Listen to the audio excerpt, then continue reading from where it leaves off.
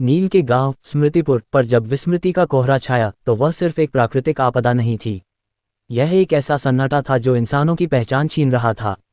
नील ने देखा था कि कैसे उसके पिता, जो कभी लकड़ी पर नक्काशी के माहिर थे, एक सुबह उठे और अपनी छेनी हथौड़ी को ऐसे देखने लगे जैसे वे किसी दूसरे ग्रह की चीजें हों। गांव के बाजार में लोग सामान लेकर खड़े रहते, पर उन्हें याद नहीं आता था कि उन्हें बेचना क्या है या खरीदना क्या था। नील की मां ने उसे बताया था कि इस कोहरे का इलाज केवल अनंत पुस्तकालय के स्मृति सम्राट के पास है, जो विस्मृति की घाटी के पार रहते हैं।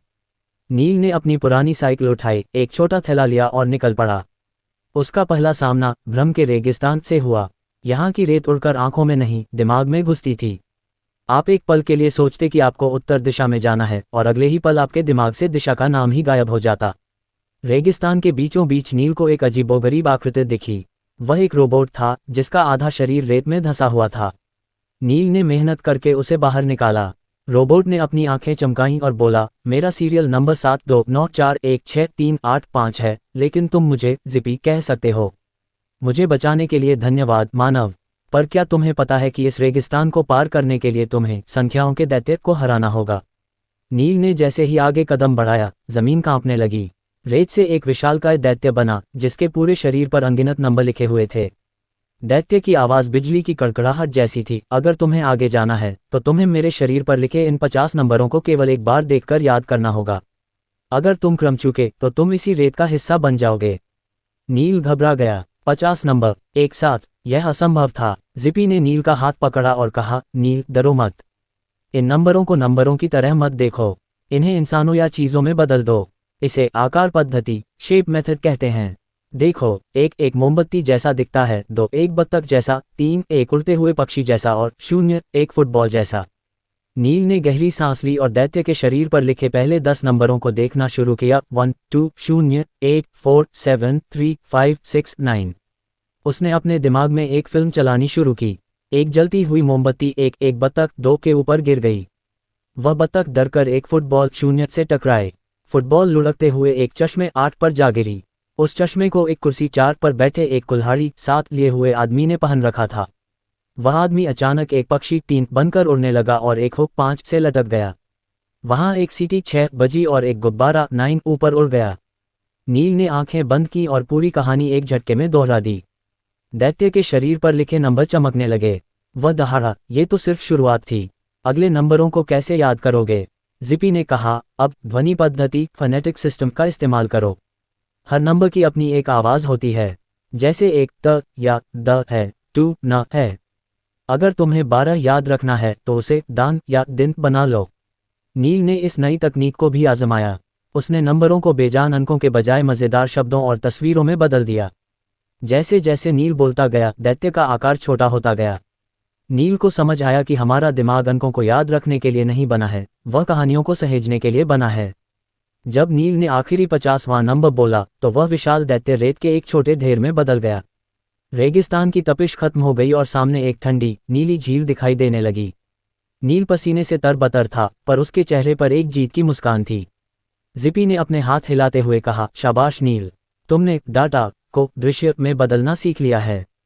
लेकिन याद रखना, आगे का रास्ता और भी कठिन है।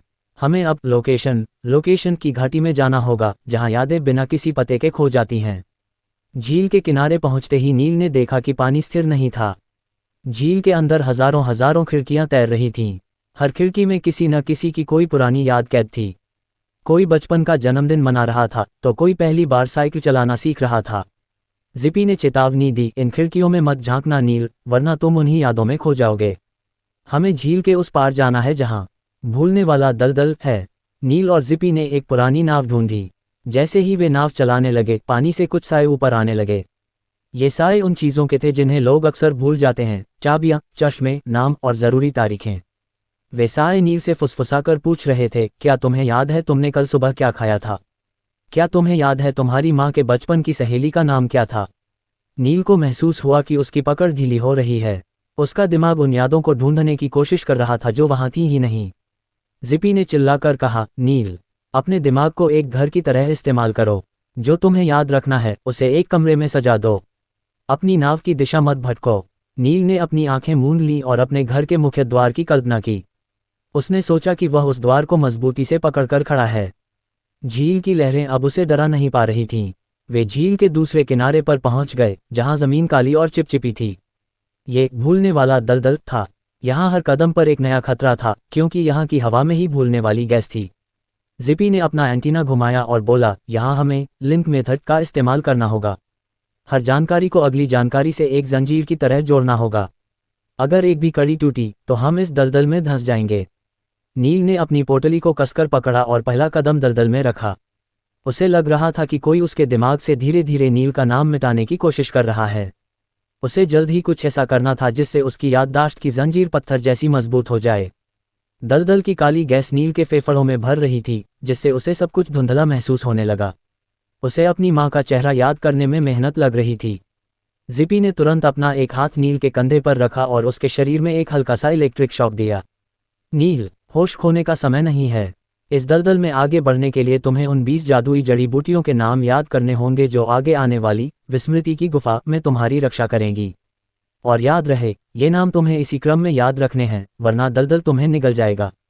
नील ने घबराते हुए दलदल के किनारे लगे एक पत्थर को देखा, जिस पर अजीबोगरीब नाम लिखे थे: अग्निपुष्प, चंद्रकांता, सर्पगंधा, नीलकंठ, वज्रकली, सूर्यमुखी, गगनबेली, और ऐसे ही कई और कठिन नाम।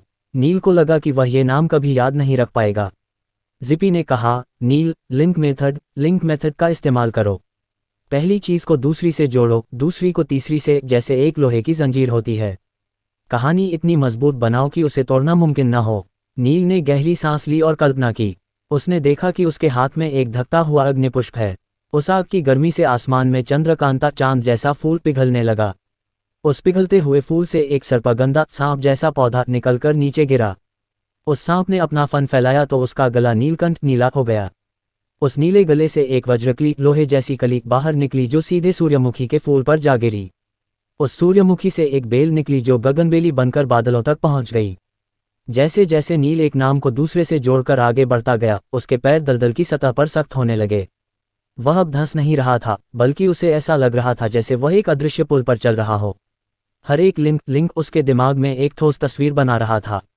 जब उसने आखिरी जड़ी बूटी का नाम लिया तो वह दलदल के पार एक सूखी जमीन पर खड़ा था। देखा नील, जिपी ने अपनी लाइटें चमकाते हुए कहा, जब हम एक जानकारी को दूसरी से किसी क्रिया एक्शन के जरिए जोड़ते हैं तो हमारा दिमाग उसे एक लंबी फिल्म की तरह सेव कर लेता है। अब तुम्हें ये नाम रटने की जरूरत नहीं, बस उस फिल्म को प्ले करना है। तभी उनके सामने एक विशाल पहाड़ खड़ा हो गया। पहाड़ के बीचों बीच एक गुफा थी जो किसी राक्षस के खुले हुए मुंह जैसी दिखती थी। गुफा के ऊपर बड़े अक्षरों में लिखा था, पलाव की गुफा। वहां एक बूढ़ा द्वारपाल बैठा था जिसकी आंखें पट्टियों से बंधी थीं। यहां से सिर्फ वही गुजर सकता है जो लोकाई पद्धति, मेथड ऑफ लोकाई का स्वामी हो। द्वारपाल की आवाज गूंजी, तुम्हें इस गुफा के अंदर के अंधेरे रास्तों को याद रखना होगा। मैं तुम्हें एक बार नक्शा दिखाऊंगा और फिर तुम्हें बिना रोशनी के बाहर निकलना होगा। द्वारपाल ने एक पल के लिए एक नक्शा खोला जिसमें सैकड़ों मोड़, सीढ़ियां और गुप्त दरवाजे थे। नील का सिर चकराने लगा। इतने सारे मोड़ वह कैसे याद रखेगा? जिपी ने धीरे से कहा, नील, इस गुफा को अपना स्कूल समझो। याद करो तुम्हारा स्कूल कैसा दिखता है। मेन गेट, फिर असेंबली ग्राउंड, फिर प्रिंसिपल का कमरा, फिर तुम्हारी क्लास। नक्शे के हर मोड़ को अपने स्कूल के एक खास हिस्से से जोड़ दो। नील ने अपनी आंखें बंद कीं। उसने सोचा कि गुफा का पहला मोड़ उसके स्कूल का मेन गेट है। अगली सीढ़ियां प्रिंसिपल के कमरे की ओर जाने वाली सीढ़ियां हैं। गुफा का वह संकरा रास्ता उसके स्कूल की पानी वाली टंकी का रास्ता है। उसने पूरे नक्शे को अपने स्कूल की बिल्डिंग पर प्रोजेक्ट कर दिया। जैसे ही वे अंधेरी गुफा में घुसे, नील को डर नहीं लगा। वह अपने दिमाग में स्कूल के चक्कर काट रहा था। अब हम असेंबली ग्राउंड में हैं तो यहाँ से दाएं मुड़ना है, वह बड़बड़ाया। अब हम कैंटीन के पास हैं तो यहाँ से सीढ़ियाँ उतरनी हैं। द्वारपाल पीछे से देख रहा था और हैरान था कि यह छोटा बच्चा इतनी सटीकता से कैसे आगे बढ़ रहा है। गुफा के अंत में एक चमकता हुआ दरवाज़ा था। जैसे ही वे बाहर निकले, उनके सामने एक जादुई नज़ारा था। हवा में हजारों रंगीन बुलबुले तैर रहे थे और हर बुलबुले के अंदर एक आवाज़ थी। ये ध्वनि का बगीचा है, जिपी ने बताया। यहाँ तुम्हें मेजर सिस्टम सीखना होगा। ये याददाश्त की सबसे शक्तिशाली तकनीक है। यहाँ हर अक्षर का एक नंबर है और हर नंबर का एक अक्षर। अगर तुमने इसे सीख लिया तो तुम दुनिया की किसी भी संख्या, तारीख या पासवर्ड को कभी नहीं भूलोगे। नील ने एक लाल बुलबुले को छुआ। उसमें से आवाज़ आई, 1 यानी T या D, 2 यानी N, 3 यानी M। नील को ये थोड़ा मुश्किल लगा, पर उसे पता था कि स्मृति सम्राट तक पहुंचने के लिए उसे इस भाषा को सीखना ही होगा।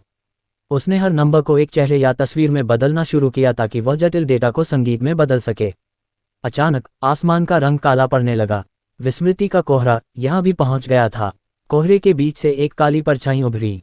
ये अंधकार का साया था जो लोगों की यादें चुराकर उन्हें खोखला बना देता था। तुम यहाँ तक तो पहुंच गए, बालक, साये ने ठंडी आवाज में कहा, लेकिन क्या तुम उस जानकारी को याद रख पाओगे जो तुमने कल सीखी थी, या जो एक हफ्ते बाद जरूरी होगी? मेरे पास भूलने की शक्ति है और मैं तुम्हारी हर तकनीक को मिटा दूंगा। नील डरा नहीं। उसे याद आया कि याददाश्त सिर्फ एक बार की कोशिश नहीं है। जिपी ने उसे स्पेस रेपिटेशन के बारे में बताया था। उसने साई की आंखों में देखते हुए कहा, तुम मेरी यादें तभी छीन सकते हो जब मैं उन्हें दोबारा न देखूं। मैं उन्हें आज याद करूंगा, कल फिर दोहराऊंगा, फिर 3 दिन बाद और फिर 7 दिन बाद। मेरी जंजीरें इतनी कमजोर नहीं हैं कि तुम्हारे कोहरे से टूट जाएं। दलदल की काली गैस नील के फेफड़ों में भर रही थी, जिससे उसे सब कुछ धुंधला महसूस होने लगा। उसे अपनी माँ का चेहरा याद करने में मेहनत लग रही थी। जिपी ने तुरंत अपना एक हाथ नील के कंधे पर रखा और उसके शरीर में एक हल्का सा इलेक्ट्रिक शॉक दिया। नील, होश खोने का समय नहीं है। इस दलदल में आगे बढ़ने के लिए तुम्हें उन 20 जादुई जड़ी बूटियों के नाम याद करने होंगे जो आगे आने वाली विस्मृति की गुफा में तुम्हारी रक्षा करेंगी। और याद रहे, ये नाम तुम्हें इसी क्रम में याद रखने हैं, वरना दलदल तुम्हें निगल जाएगा। नील ने घबराते हुए दलदल के किनारे लगे एक पत्थर को देखा जिस पर अजीबोगरीब नाम लिखे थे, अग्निपुष्प, चंद्रकांता, सर्पगंधा, नीलकंठ, वज्रकली, सूर्यमुखी, गगनबेली और ऐसे ही कई और कठिन नाम। नील को लगा कि वह ये नाम कभी याद नहीं रख पाएगा। जिपी ने कहा, नील, लिंक मेथड का इस्तेमाल करो। पहली चीज को दूसरी से जोड़ो, दूसरी को तीसरी से, जैसे एक लोहे की जंजीर होती है। कहानी इतनी मजबूत बनाओ कि उसे तोड़ना मुमकिन न हो। नील ने गहरी सांस ली और कल्पना की। उसने देखा कि उसके हाथ में एक धकता हुआ अग्निपुष्प है। उस आग की गर्मी से आसमान में चंद्रकांता चांद जैसा फूल पिघलने लगा। उस पिघलते हुए फूल से एक सर्पगंधा सांप जैसा पौधा निकलकर नीचे गिरा। उस सांप ने अपना फन फैलाया तो उसका गला नीलकंठ नीला हो गया। उस नीले गले से एक वज्रकली, लोहे जैसी कली बाहर निकली जो सीधे सूर्यमुखी के फूल पर जा गिरी। उस सूर्यमुखी से एक बेल निकली जो गगनबेली बनकर बादलों तक पहुंच गई। जैसे जैसे नील एक नाम को दूसरे से जोड़कर आगे बढ़ता गया, उसके पैर दलदल की सतह पर सख्त होने लगे। वह अब धंस नहीं रहा था, बल्कि उसे ऐसा लग रहा था जैसे वह एक अदृश्य पुल पर चल रहा हो। हर एक लिंक उसके दिमाग में एक ठोस तस्वीर बना रहा था। जब उसने आखिरी जड़ी बूटी का नाम लिया तो वह दलदल के पार एक सूखी जमीन पर खड़ा था। देखा नील, जिपी ने अपनी लाइटें चमकाते हुए कहा, जब हम एक जानकारी को दूसरी से किसी क्रिया एक्शन के जरिए जोड़ते हैं तो हमारा दिमाग उसे एक लंबी फिल्म की तरह सेव कर लेता है। अब तुम्हें ये नाम रटने की जरूरत नहीं, बस उस फिल्म को प्ले करना है। तभी उनके सामने एक विशाल पहाड़ खड़ा हो गया। पहाड़ के बीचों बीच एक गुफा थी जो किसी राक्षस के खुले हुए मुंह जैसी दिखती थी। गुफा के ऊपर बड़े अक्षरों में लिखा था, पलाव की गुफा। वहां एक बूढ़ा द्वारपाल बैठा था जिसकी आंखें पट्टियों से बंधी थीं। यहाँ से सिर्फ वही गुजर सकता है जो लोकाई पद्धति, मेथड ऑफ लोकाई का स्वामी हो। द्वारपाल की आवाज गूंजी, तुम्हें इस गुफा के अंदर के अंधेरे रास्तों को याद रखना होगा। मैं तुम्हें एक बार नक्शा दिखाऊंगा और फिर तुम्हें बिना रोशनी के बाहर निकलना होगा। द्वारपाल ने एक पल के लिए एक नक्शा खोला जिसमें सैकड़ों मोड़, सीढ़ियां और गुप्त दरवाजे थे। नील का सिर चकराने लगा। इतने सारे मोड़ वह कैसे याद रखेगा? जिपी ने धीरे से कहा, नील, इस गुफा को अपना स्कूल समझो। याद करो तुम्हारा स्कूल कैसा दिखता है। मेन गेट, फिर असेंबली ग्राउंड, फिर प्रिंसिपल का कमरा, फिर तुम्हारी क्लास। नक्शे के हर मोड़ को अपने स्कूल के एक खास हिस्से से जोड़ दो। नील ने अपनी आंखें बंद कीं। उसने सोचा कि गुफा का पहला मोड़ उसके स्कूल का मेन गेट है। अगली सीढ़ियां प्रिंसिपल के कमरे की ओर जाने वाली सीढ़ियां हैं। गुफा का वह संकरा रास्ता उसके स्कूल की पानी वाली टंकी का रास्ता है। उसने पूरे नक्शे को अपने स्कूल की बिल्डिंग पर प्रोजेक्ट कर दिया। जैसे ही वे अंधेरी गुफा में घुसे, नील को डर नहीं लगा। वह अपने दिमाग में स्कूल के चक्कर काट रहा था। अब हम असेंबली ग्राउंड में हैं तो यहाँ से दाएं मुड़ना है, वह बड़बड़ाया। अब हम कैंटीन के पास हैं तो यहाँ से सीढ़ियाँ उतरनी हैं। द्वारपाल पीछे से देख रहा था और हैरान था कि यह छोटा बच्चा इतनी सटीकता से कैसे आगे बढ़ रहा है। गुफा के अंत में एक चमकता हुआ दरवाज़ा था। जैसे ही वे बाहर निकले, उनके सामने एक जादुई नज़ारा था। हवा में हजारों रंगीन बुलबुले तैर रहे थे और हर बुलबुले के अंदर एक आवाज़ थी। ये ध्वनि का बगीचा है, जिपी ने बताया। यहाँ तुम्हें मेजर सिस्टम सीखना होगा। ये याददाश्त की सबसे शक्तिशाली तकनीक है। यहाँ हर अक्षर का एक नंबर है और हर नंबर का एक अक्षर। अगर तुमने इसे सीख लिया तो तुम दुनिया की किसी भी संख्या, तारीख या पासवर्ड को कभी नहीं भूलोगे। नील ने एक लाल बुलबुले को छुआ। उसमें से आवाज आई, 1 यानी टी या डी, 2 यानी एन, 3 यानी एम। नील को यह थोड़ा मुश्किल लगा, पर उसे पता था कि स्मृति सम्राट तक पहुंचने के लिए उसे इस भाषा को सीखना ही होगा। उसने हर नंबर को एक चेहरे या तस्वीर में बदलना शुरू किया ताकि वह जटिल डेटा को संगीत में बदल सके। अचानक आसमान का रंग काला पड़ने लगा। विस्मृति का कोहरा यहाँ भी पहुंच गया था। कोहरे के बीच से एक काली परछाई उभरी। ये अंधकार का साया था जो लोगों की यादें चुराकर उन्हें खोखला बना देता था। तुम यहाँ तक तो पहुंच गए, बालक, साये ने ठंडी आवाज में कहा, लेकिन क्या तुम उस जानकारी को याद रख पाओगे जो तुमने कल सीखी थी, या जो एक हफ्ते बाद जरूरी होगी? मेरे पास भूलने की शक्ति है और मैं तुम्हारी हर तकनीक को मिटा दूंगा। नील डरा नहीं। उसे याद आया कि याददाश्त सिर्फ एक बार की कोशिश नहीं है। जिपी ने उसे स्पेस रेपिटेशन के बारे में बताया था। उसने साई की आंखों में देखते हुए कहा, तुम मेरी यादें तभी छीन सकते हो जब मैं उन्हें दोबारा न देखूं। मैं उन्हें आज याद करूंगा, कल फिर दोहराऊंगा, फिर 3 दिन बाद और फिर 7 दिन बाद। मेरी जंजीरें इतनी कमजोर नहीं हैं कि तुम्हारे कोहरे से टूट जाएं। जिपी की आंखें धीरे धीरे धुंधली हो रही थीं। नील ने उसे अपने सीने से लगा लिया। नहीं जिपी, तुम मुझे छोड़कर नहीं जा सकते। तुमने ही तो मुझे यादों की रक्षा करना सिखाया है। सम्राट ने नील के कंधे पर हाथ रखा। नील, जिपी एक मशीन है, लेकिन उसकी यादें अब तुम्हारे भीतर हैं। जो कुछ तुमने साथ अनुभव किया है उसे रिव्यू करो। यही उसे जीवित रखेगा। नील ने तुरंत अपनी आंखें बंद की और जिपी के साथ बिताए हर पल को एक तेज रफ्तार फिल्म की तरह पीछे की तरफ बैकवर्ड चलाया। उसने उस पल को याद किया जब जिपी रेत से निकला था, जब उसने उसे इलेक्ट्रिक शॉक दिया था और जब वह अखाड़े में नाच रहा था। इस एक्टिव रिकॉल की शक्ति से जिपी की छाती पर लगी लाइट एक बार फिर हरी हो गई। सिस्टम रीबूट, याददाश्त बहाल। जिपी की आवाज वापस आ गई। नील की खुशी का ठिकाना नहीं रहा, लेकिन सम्राट का चेहरा अब गंभीर था। अब तुम्हें अंतिम बाधा पार करनी है, समय का गलियारा। यहाँ तुम्हें वह सब कुछ याद रखना होगा जो तुमने आज तक सीखा है, लेकिन एक ट्विस्ट के साथ। तुम्हें जानकारी को पदानुक्रम हायरार्की में सजाना होगा। नील और जिपी गलियारे में दाखिल हुए। यहाँ की दीवारें पारदर्शी थीं। दीवारों के पीछे नील को अपना भविष्य दिखाई दे रहा था। कहीं वह परीक्षा दे रहा था, कहीं वह भाषण दे रहा था। गलियारे में आगे बढ़ने के लिए उसे एक विशाल पहेली सुलझानी थी। हवा में बिखरे हुए हजारों तथ्य, फैक्ट्स तैर रहे थे, इतिहास की तारीखें, विज्ञान के फॉर्मूले और भूगोल के नाम। जिपी ने कहा, नील, इसे वर्गीकरण कैटेगराइजेशन से हल करो। अपने दिमाग में अलग अलग अलमारियां बनाओ। एक अलमारी इतिहास की, एक विज्ञान की।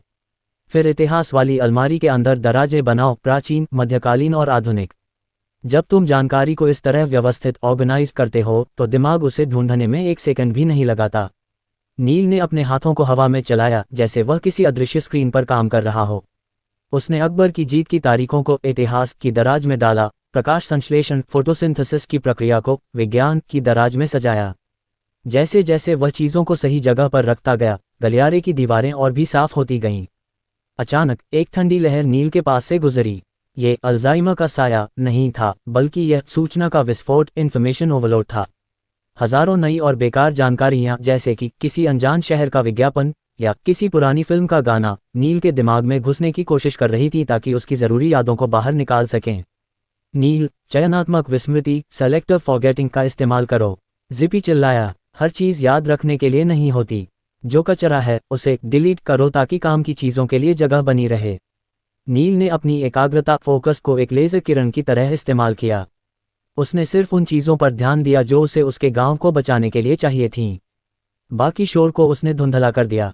गलियारे के अंत में एक बहुत बड़ा दर्पण था। उस दर्पण में नील को अपना प्रतिबिंब नहीं, बल्कि एक बूढ़ा आदमी दिखाई दिया। वह बूढ़ा आदमी कोई और नहीं, नील खुद था। उसने देखा कि भविष्य में वह एक महान शिक्षक बन गया है जो दुनिया भर के बच्चों को याद रखने की कला सिखा रहा है। दर्पण से एक आवाज आए, याददाश्त सिर्फ परीक्षा पास करने के लिए नहीं है नील, ये खुद को जानने के लिए है। अगर तुम भूल गए कि तुम कौन हो तो दुनिया का सारा ज्ञान व्यर्थ है। नील को एहसास हुआ कि वह अक्सर छोटी छोटी बातों पर चिढ़ जाता था या पढ़ाई को बोझ समझता था, पर अब उसे समझ आया कि सीखना एक उत्सव है। तभी सम्राट की आवाज फिर से गूंजी, नील, अब समय आ गया है। कोहरा तुम्हारे गांव की आखिरी सीमा तक पहुंच गया है। तुम्हें वापस जाना होगा और नींद की तकनीक स्लीप कंसोलिडेशन का उपयोग करना होगा। नील ने जिपी की ओर देखा। नींद, पर कोहरा तो बढ़ रहा है, मुझे तो जागते रहना चाहिए। सम्राट मुस्कुराए, नहीं नील, जब तुम सोते हो तब तुम्हारा दिमाग एक लाइब्रेरियन की तरह काम करता है। दिन भर की सारी बिखरी हुई यादों को वह नींद के दौरान ही पक्का करता है और उन्हें शॉर्ट टर्म मेमोरी से लॉन्ग टर्म मेमोरी में भेजता है। अगर तुम सोओगे नहीं तो ये सारी तकनीकें बेकार हो जाएंगी। नील और जिपी ने सम्राट को प्रणाम किया। अचानक एक तेज रोशनी हुई और नील ने खुद को अपने गांव की पहाड़ी पर पाया। रात घनी थी, कोहरा उसके घर के दरवाजे तक पहुंच चुका था। नील थका हुआ था पर उसका दिमाग शांत था। वह अपने बिस्तर पर लेटा और उन सभी तकनीकों को एक बार फिर से मन में दोहराया। उसने कल्पना की कि उसका दिमाग एक बहुत बड़ा बगीचा है जहां उसने आज बहुत सारे बीज बोए हैं। अब नींद वह बारिश थी जो उन बीजों को मजबूत पेड़ बनाने वाली थी। जैसे ही नील गहरी नींद में सोया, उसके दिमाग से सुनहरी तरंगें निकलने लगी जो कोहरे को पीछे धकेलने लगीं। लेकिन ये लड़ाई अभी खत्म नहीं हुई थी। कोहरे का राजा, विस्मृति का दानव, अब सीधे नील के सपनों में हमला करने वाला था। नील के सपने में एक विशाल रेगिस्तान था जहां कोई निशान नहीं था। दानव वहां खड़ा था, उसके हाथ में एक बहुत बड़ा इरेजर था। मैं तुम्हारे सपनों की हर तस्वीर मिटा दूंगा नील, देखते हैं तुम जागने के बाद क्या याद रख पाते हो। दानव ने नील की मां का चेहरा मिटाना शुरू किया। नील नींद में तड़पने लगा। उसे इस स्वप्न युद्ध में अपनी यादों को बचाना था। सपनों के उस वीरान रेगिस्तान में विस्मृति का दानव अट्टहास कर रहा था। उसके विशाल इरेजर ने नील की मां के चेहरे को धुंधला करना शुरू कर दिया था। नील को लगा जैसे उसके सीने में कोई गहरा छेद हो रहा हो। लेकिन तभी उसे जिपी की बात याद आई। नील, भावनाओं का रंग सबसे पक्का होता है। नील ने भागने के बजाय अपनी आंखें बंद की और अपनी मां के हाथों के बने गर्मा गर्म पराठों की खुशबू को याद किया। उसने उस लोरी की आवाज़ को अपने कानों में महसूस किया। देखते ही देखते दानव का इरेजर बेअसर होने लगा। नील ने चिल्लाकर कहा, तुम सिर्फ सूचनाएं मिटा सकते हो, पर तुम उन एहसासों को नहीं मिटा सकते जो मेरी रूह में बसे हैं। नील ने सपने के अंदर ही अपनी मेमोरी पैलेस की तकनीक का इस्तेमाल शुरू किया। उसने उस रेगिस्तान में अपनी यादों के पत्थर रखने शुरू किए। दानव ने एक पत्थर मिटाया तो नील ने स्पेस रिपीटेशन की शक्ति से वहां 10 नए पत्थर खड़े कर दिए। यह एक मानसिक युद्ध था। दानव थकने लगा था। वह जितना मिटाता, नील की एकाग्रता, फोकस उसे उतना ही तेजी से दोबारा रच देती। अचानक दानव ने एक आखिरी चाल चली। उसने नील के सामने हजारों पहेलियां और कठिन गणित के सवाल फेंक दिए। अगर तुम इन्हें याद नहीं रख पाए तो तुम कभी जाग नहीं पाओगे। नील मुस्कुराया। उसने चंकिंग का सहारा लिया। उसने उन हजारों उलझनों को छोटे छोटे समूहों में बांटा और उन्हें संगीत की एक लय दे दी। जैसे ही उसने वह सुर छेड़ा, पूरा रेगिस्तान कांच की तरह टूट गया। दानव धुएं की तरह उड़ गया और नील की नींद खुल गई। सुबह की पहली किरण खिड़की से अंदर आ रही थी। नील उठकर सीधा दादाजी के पास गया। गांव का कोहरा अब लगभग गायब हो चुका था, लेकिन लोगों के दिमाग अभी भी थोड़े सुस्त थे।